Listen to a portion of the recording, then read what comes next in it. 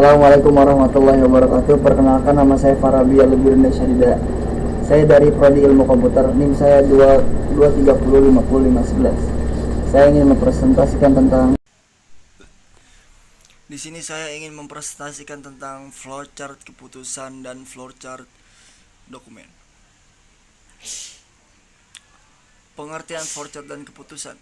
Flowchart atau dikenal dengan diagram alir. Ini adalah gambaran visual seperti peta yang ditunjukkan urutan langkah dalam suatu proses. Flowchart menggunakan simbol-simbol standar untuk menunjukkan berbagai aktivitas yang terjadi, seperti memulai atau mengakhiri proses, memasukkan data, melakukan perhitungan, dan lain-lainnya. Keputusan atau disebut decision adalah titik dalam flowchart di mana alur proses bercabang berdasarkan kondisi tertentu. Biasanya dilambangkan dengan berbentuk tentu seperti diamond dan memiliki 2 atau lebih anak panah keluar. Setiap anak panah menunjukkan alur selanjutnya tergantung apakah kondisinya terpenuhi atau tidak.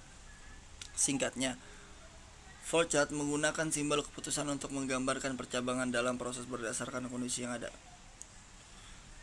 Ini membantu memetakan berbagai kemungkinan yang bisa terjadi dan bagaimana kelanjutan prosesnya. Pengertian flowchart dan dokumen.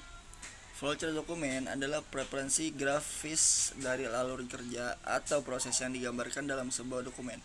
Flowchart ini menggambarkan langkah-langkah atau tahapan-tahapan yang harus dilalui untuk menyelesaikan suatu tugas atau pencapaian suatu tujuan dalam sebuah dokumen tertentu.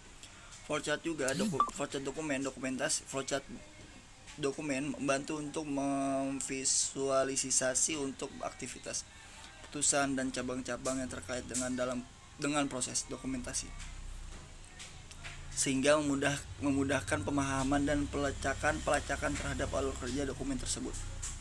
Ini dapat digunakan dalam berbagai konteks, mulai dari proses bisnis hingga proses administratif, dan membantu memperjelas bagaimana suatu dokumen dibuat, diedit, atau direview, atau disetujui. Proses pseudocode flowchart menjadi keputusan.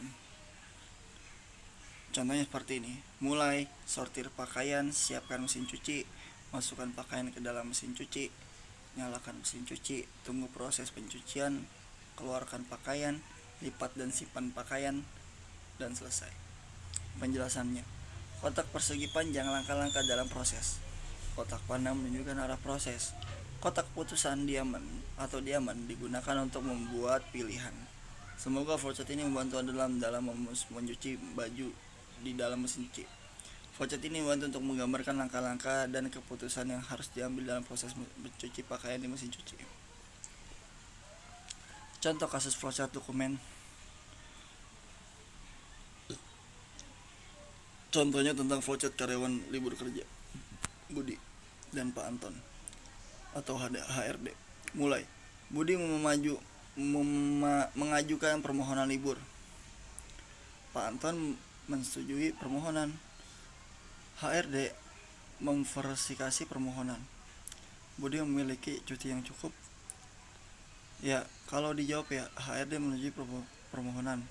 HRD membuat surat pemberitahuan arsipkan dokumen.